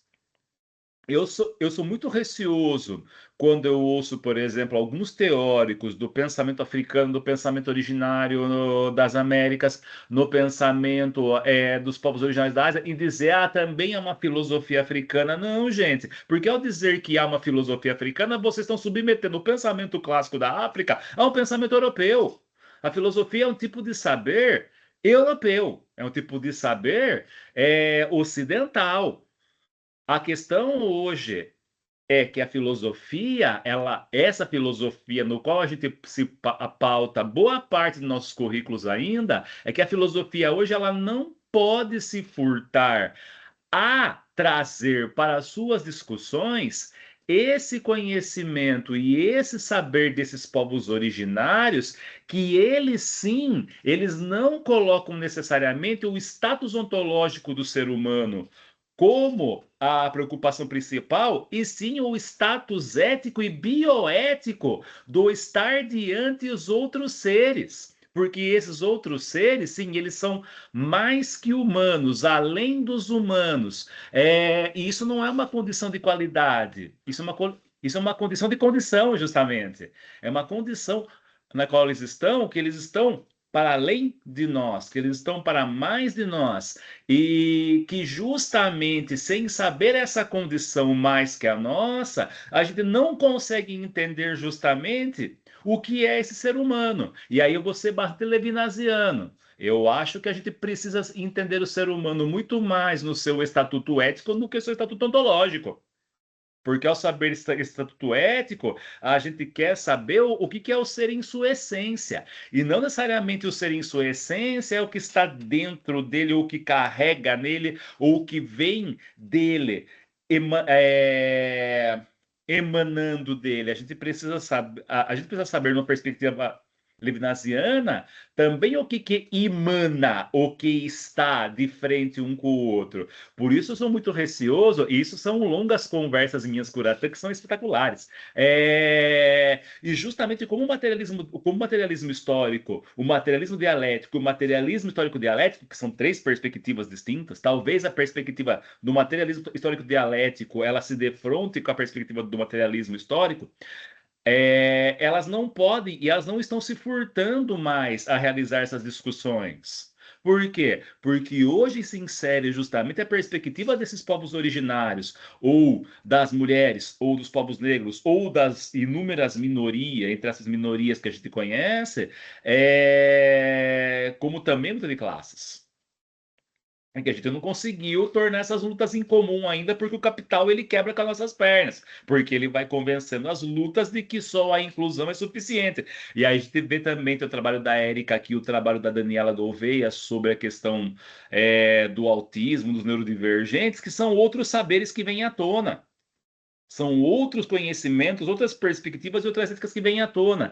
Então, essa questão do estatuto ontológico do ser humano, a filosofia já não está conseguindo mais dar conta, ou o saber ocidental não está conseguindo mais dar conta, por quê? Porque ela já foi contaminada pelos outros saberes. Ela foi invadida plenamente, para o bem e para o mal. O que isso vai significar para essa filosofia ou para as ciências modernas é o que a gente vem discutindo hoje. Mas, Jonathan, espetacular sua pergunta. Quando vocês fazem essas questões que obrigam a gente a fazer ginástica aqui, eu acho que é sensacional. Inclusive a gente discutiu na nossa disciplina, assim, eu ministrei junto com a Ana Paula Morel, que é antropóloga e foi orientanda do Eduardo Veras de Castro, então é bom também que tem um suporte antropológico, né? Porque, enfim, eu não sou antropóloga, a gente vai lendo, né, e incorporando, pensando junto, mas não é minha área, né? É uma leitura de uma pessoa que não li né, os fundamentos da antropologia. Mas, enfim, tem essa discussão sobre uma virada ontológica, né? Porque eu acho que com essa profusão, né, atualmente de muitos pensadores, né, enfim, quilombolas, indígenas, aborígenes, e essa possibilidade da gente também tá, né, transitando mais né, entre esses saberes e esses ajuda a gente a também esse descentramento ontológico, né? Acho que isso é interessante também para a gente poder repensar mesmo o status da filosofia ocidental e não só da filosofia, né? Da epistemologia, né, ocidental. Então, acho que isso tudo, né, enche a gente de pulguinha, né? De vontade de estudar e conhecer, e tem muita coisa interessante. De ânimo, né? Porque não há mais tédio no que diz respeito às ciências, né, Shaula? Conforme as coisas elas vão chegando, você fala, caramba, que legal isso daqui, né? De tédio a gente não morre. Exato. Sônia, depois eu vou deixar a palavra à Érica, tá, Érica? Não tá conseguindo falar? Tá, então eu faço a leitura depois no chat das suas sugestões e questões. Sônia. Boa noite, professora. Agradeço, né, pela sua presença. Infelizmente, eu não consegui acompanhar desde o começo, por questões aí de trabalho, enfim, né? Mas eu vou. Assim, eu já havia pesquisado e lido algumas coisas a seu respeito antes, né? E aí eu pretendo assistir, né, esse início que eu perdi, né, posteriormente, né, porque eu acho que foi uma discussão bastante interessante, né. Professora, meu nome é Sônia, eu sou mestranda na Unísio, sou orientada pelo professor Rodrigo. A minha pesquisa, ela fala sobre os sentidos da autonomia docente nos cotidianos escolares, né, e um dos eixos teóricos, né, da minha pesquisa é o campo, né, dos cotidianos. E esse campo, ele traz um deslocamento, né, com relação à própria forma, né, de pesquisar. E esse deslocamento, né, uma das coisas, né, que ele coloca é se abandonar ali essa posição, né, de observador externo, tá? Para poder estar no cotidiano com as pessoas, né? E pesquisando ali o que acontece dentro, né, desse espaço, né? E não como assim olhar a escola dentro das suas fragilidades, o que falta, né? Como se você não participasse daquele processo, né? Não estivesse inserido dentro dessa história, tá? Então, uma das coisas, né, que se valoriza, né, no campo é justamente, né, essa imprevisibilidade do cotidiano e as descobertas que acontecem, né? As narrativas que estão presentes ali nos espaços escolares, as memórias, as fotografias, os saberes orais, né? E se considera isso como fonte legítima, né, de conhecimento. E isso, né, é um posicionamento que ele não é só epistemológico, ele é também político, né? E até por conta, né, desse olhar que vem, né, dentro aqui da pesquisa, né, por eu estar dentro desse eixo teórico também, eu gostaria de perguntar a você o seguinte, né? O que levou você a aproximar, né, dentro do seu trabalho, né, que fala dessa tensão com o som, com o afeto, com o corpo, com imagens, com os modos de viver, né? O que levou você para aproximar a arte, a sensibilidade e a educação ambiental nas suas pesquisas? Ai, que bonita, gostei da sua pergunta, Sônia. É, não sei se eu acho assim um ponto em que isso aconteceu exatamente, mas como educadora ambiental, eu sempre tive uma certa resistência a pensar na ciência, né, como uma forma de, digamos, conscientizar, informar, né, elucidar. Então, isso, desde que eu estava lá na graduação, comecei a trabalhar com educação ambiental, me incomodava pensar, né, tipo essa coisa de, que a gente tem que apresentar as informações científicas, ecológicas, né, para a gente poder então, essa educação ambiental mais informativa, mais embasada na ciência. Então, lá, desde a graduação, eu já fui trabalhando mais numa perspectiva de tentar pensar a educação ambiental nessa pluralidade de vozes, né? Então, aí também pensando com os conhecimentos tradicionais. Na época, eu trabalhava num projeto que era um projeto temático, que tinha antropólogos, sociólogos, cientistas, educadores, muito nessa perspectiva de trabalhar com os conhecimentos tradicionais, né? Então, botar na educação ambiental num pé de igualdade, né? Não existe, né? O conhecimento científico vai trazer, assim, na educação ambiental nem uma área, uma disciplina, né? De escolar, digamos. Então, acho que para a gente trabalhar com educação ambiental é lidar com essa multiplicidade de conhecimentos que estão circulando na sociedade. E os conhecimentos tradicionais nesse ponto são importantíssimos, né? Porque a gente está falando de povos que vêm conseguindo tecer relações muito mais interessantes que a gente, né? Pessoas que vivem nas cidades, né? Então, acho que então, desde a graduação eu já vinha fazendo essas composições. E aí, no mestrado e no doutorado, eu fui para o campo dos estudos culturais, que tem um olhar para a cultura, né? Para a cultura e para a cultura de massa. Hoje já nem se fala tanto, né? Cultura de massa, né? Até porque o que é cultura de massa em tempos de algoritmo, né? Mas, um olhar para esses significados que circulam e nos acessam e compõem nossas formas de ver o mundo, né, de se relacionar com o mundo. Então, e aí tinha muito essa coisa da mídia, né, que é outra coisa que também hoje em dia a gente tem outras ideias do que pode ser mídia, mas, enfim, quando eu estava no mestrado, doutorado, né, a gente pensava nas propagandas de televisão, que é um artigo em extinção, já se extinguiram as propagandas, mas, enfim, propaganda de televisão, música, clipes, filmes, né? Como esses discursos, né, esses significados que estão circulando nos acessam e produzem nossa forma de olhar, por exemplo, a natureza, que na época a gente falava natureza. Enfim, então minha tese foi sobre como, por exemplo, a imprensa brasileira produz um olhar para a Amazônia, pensando nos jornais, né? Então era muito assim nessa tentativa de pensar que a forma como a gente é ensinado a lidar com enfim, com os animais, com as plantas, com os rios, com, enfim, oceanos, com a cidade, ela é aprendida em muitas instâncias, né? E na cultura, muito, né? Muito, não apenas na escola, né? Os estudos culturais vai lidar com essa ideia das pedagogias culturais e dessa pluralização de espaços educativos para além da escola, né? E aí eu acho que aí eu já estava muito interessada, né, nesse diálogo, talvez com a arte também, né? Porque também aparecendo, né,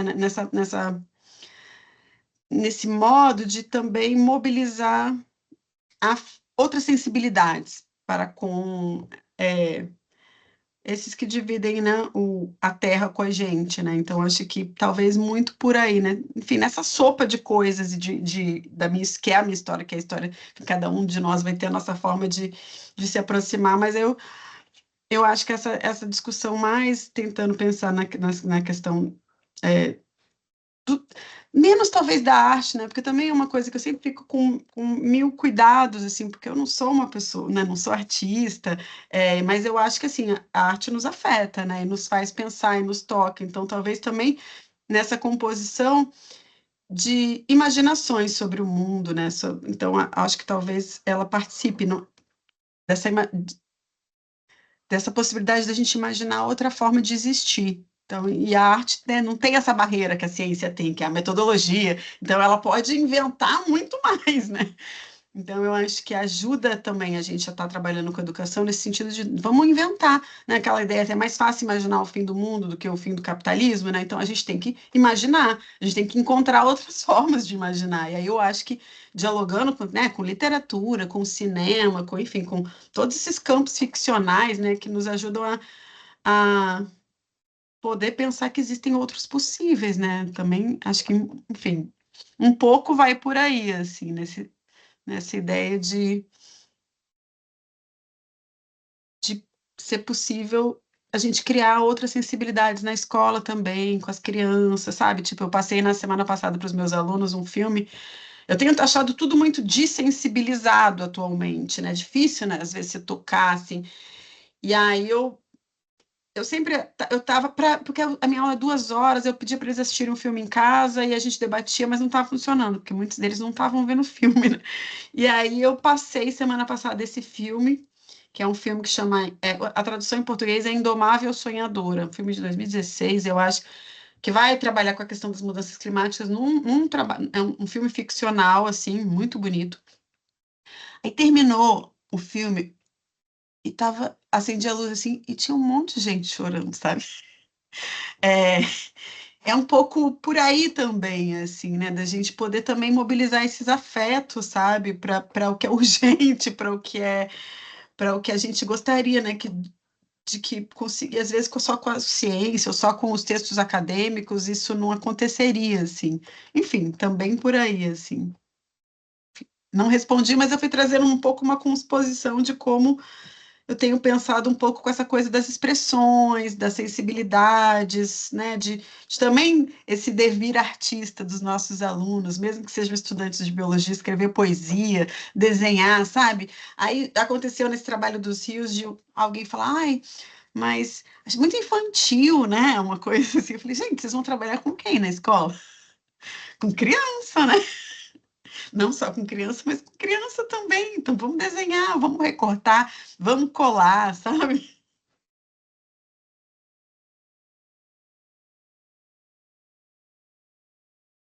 Obrigada, Uhum.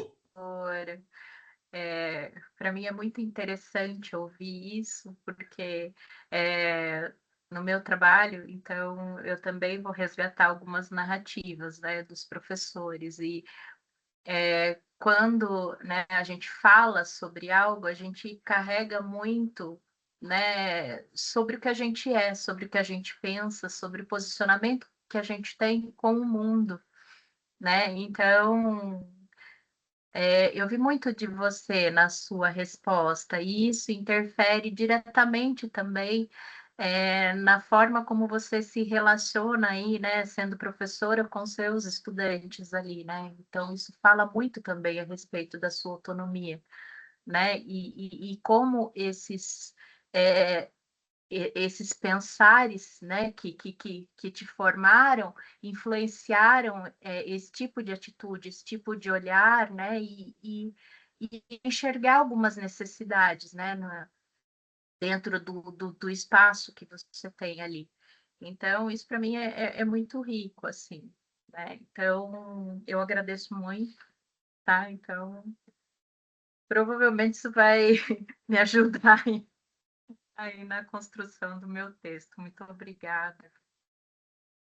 Que é interessante isso que você fala, Sônia, porque é isso, o professor que a gente ele é a pessoa que a gente é também, né? A gente não tem como separar. E é isso que você está trazendo, né? Que é bacana também pensar que eu sou uma pessoa que eu gosto de filme, eu gosto de ver filme, eu gosto eu trabalho isso com meus alunos, sabe? Eu começo a disciplina falando, o que que vocês têm lido? O que você gosta de fazer no seu tempo livre, né? Gosta de ler, gosta de ver filme, gosta de ver série, o que que você gosta de ver, né? De te falar, gente, isso não precisa estar apartado da sua vida docente, né? Isso pode estar participando, né, das suas aulas.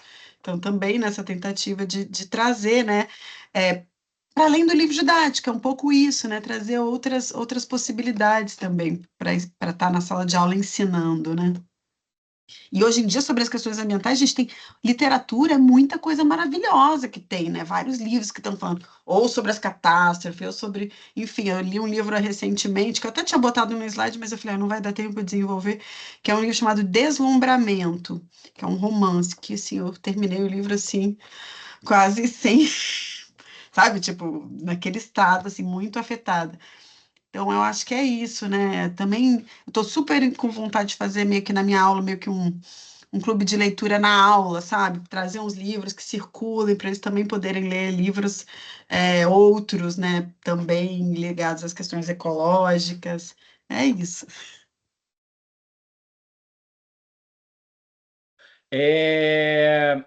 Gente, são 15 para 7. Eu vou fazer a última pergunta, que é a da Érica, que ela não conseguiu falar porque tem uma banda de death metal ensaiando do lado da casa dela. Não, brincadeira, Érica.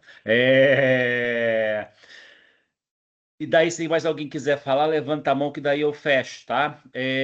A Erika Bastida, ela. Não sei porque ela não tá conseguindo falar, eu acho que é por causa da internet. Se ela ligar o som, cai a internet. Então, aquela coisa toda, tá? É, Aliás, tá em todo lugar um caos da internet hoje, né? Deve ser por causa do áudio que vazou hoje. Mas, enfim, não vou falar disso agora. Quem imaginar, né, que a família ia estar pedindo dinheiro para banqueiro. Mas no meu caso agora, quem não souber, veja depois no UOL, nas plataformas, o que está rolando hoje. Até a bolsa subiu hoje, absurdamente, porque o candidato dos banqueiros se lascou. Vamos lá. Temos a pergunta da Érica. A Érica é minha orientanda de doutorado, ela foi minha orientanda de mestrado também. Ela desenvolveu um trabalho sobre OTEA nos cotidianos escolares, tecidos em memórias, artefatos e cartas. Esse livrinho aqui, tá, Shaula, que depois ela publicou. Tem e-book, se você quiser. Depois eu te mando o e-book para você dar uma olhada. Ficou bonito. Mas essa é a parte, eu como orientador dela. E a Erika tem dois filhos com um transtorno do espectro autista. Eu vou falar como ela falaria, tá? Nesse começo, só para. Que é a Ana Júlia, que tem 17 anos, e o Luiz, que tem 14. Uma ela tem o nível 3, né?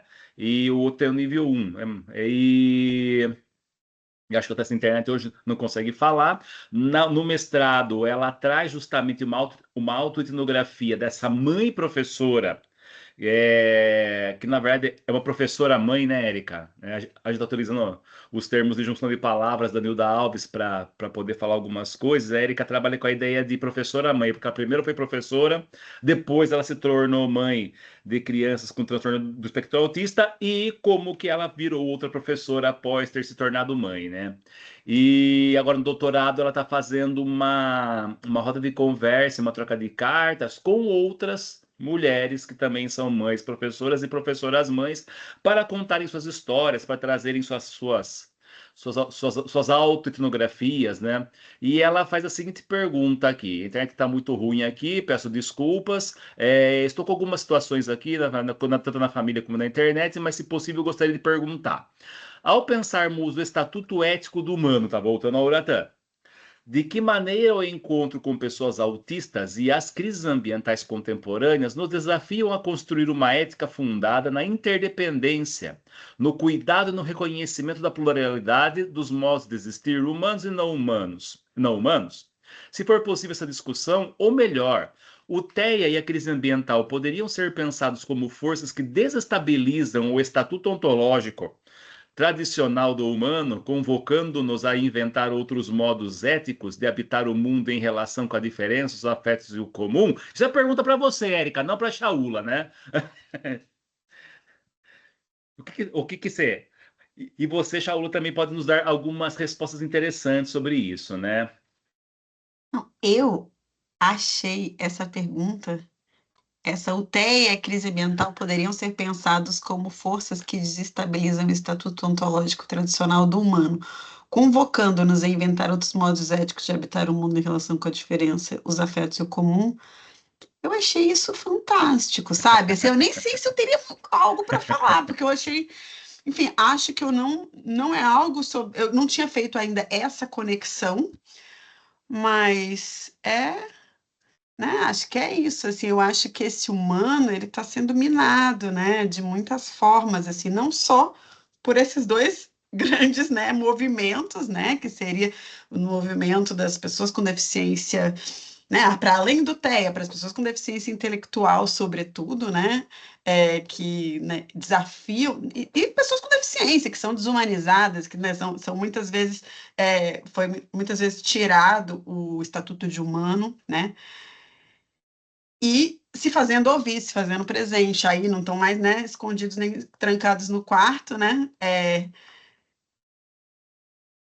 coloca em questão esse humano, né, assim como as questões que eu trouxe sobre as questões ambientais, ecológicas e todas as outras mais que humanos, mas também tudo que foi retirado à humanidade, como, por exemplo, os povos indígenas, né, os povos escravizados, né, que estão tudo que foi retirado da humanidade, né, que o Krenak fala desse clube seleto da humanidade. Então, cabia nessa ideia de humanidade muito pouca coisa, né? Até a mulher, né, não cabia tanto. Então, acho que aí a Dona Haraway ajuda a gente a pensar também, sabe? Os textos em que ela fala sobre essa coisa do humano, assim. Tem muita coisa que eu ainda quero ler dela. Tem um livro que foi traduzido, que é... eu não sei, é um livro que eu não li ainda.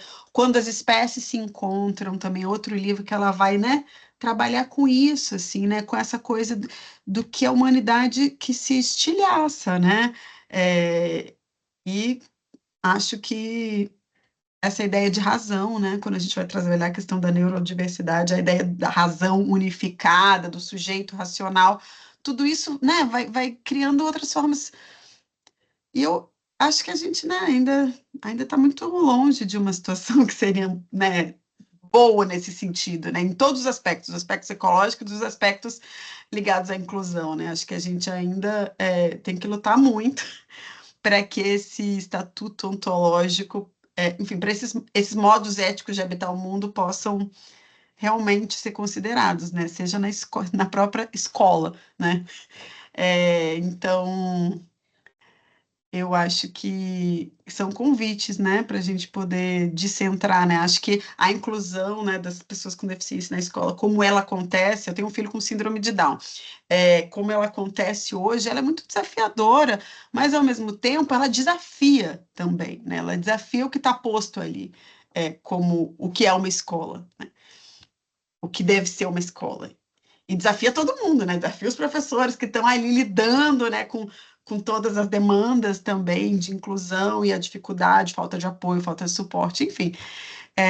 Teria muita coisa para pensar sobre isso, mas eu penso que eu concordo totalmente com o que você coloca nessa segunda pergunta, assim. E eu acho que essa coisa... Eu estudei pouco, mas é uma coisa que eu teria vontade de estudar um pouco mais, essa coisa do pós-humanismo, assim. Eu tenho pouca leitura, mas eu acho que é um tema que pode ser interessante, né, para a gente pensar também. dessa dissolução, né, da ideia de humano, assim. A Donna Haraway não gosta muito, mas eu acho que tem autores que são interessantes, assim. E eu vi alguém fazendo uma discussão, eu teria que resgatar, sabe, Érica? Alguém fazendo essa discussão sobre questões ecológicas, questões de capacitismo. Eu achei, e assim, era um artigo que eu achei muito interessante, mas eu não sei se eu salvei. Eu posso procurar. Eu sei para quem perguntar, que é quem foi que postou isso. Eu falei, nossa, que incrível, mas eu sabe naquelas coisas de internet que você não registra e não salva, mas era um artigo que estava indo numa discussão, talvez por aí, por esse caminho que você aponta um pouco, mas eu não tenho certeza se é exatamente por aí. Mas eu acho que sim, né? Esse estatuto ontológico do humano a gente tem que, porque ele é muito excludente, né?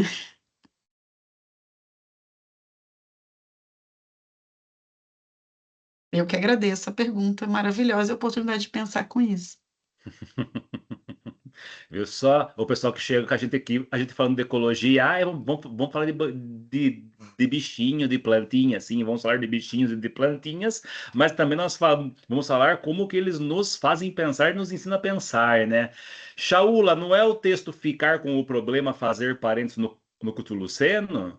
O da Donna Haraway? Ela trabalha muito isso nesse texto, muito essa questão, mas é outro. É um que é mais Ah, com a ciência. Eu esqueci o nome, enfim, minha memória, né? Mas é um que foi traduzido depois, que eu acho que são meio que capítulo, eu acho que é meio que um compilado, eu não tenho certeza, mas que ela está falando tá. muito sobre ciência. Mas essa é uma questão para a Dona Haraway, eu acho que isso atravessa a obra dela, essa questão, assim como a questão da natureza é uma questão para o Bruno Latour, a questão do humano, acho que é uma questão para ela, assim. Então, acho que ler ela ajuda a gente a repensar esse estatuto, né, ontológico ocidental e que exclui, né, e que não deixa de fora, né, muita coisa. A Dora Haraway, por exemplo, pensa com os animais, né? Ela quer trazer os animais para essa coisa das relações, né? Então, no livro sobre espécies companheiras, ou quando as espécies se encontram, no do ciborgue, né? Exato, já estou cansada, acho que as coisas vão sumindo da minha cabeça. Não. Eu tô querendo trazer no próximo semestre a Suzana Dias para falar sobre as árvores companheiras também com elas. Vamos ver se eu consigo. Ela é maravilhosa, com certeza É ela vai achar espetacular. um lugarzinho na agenda dela.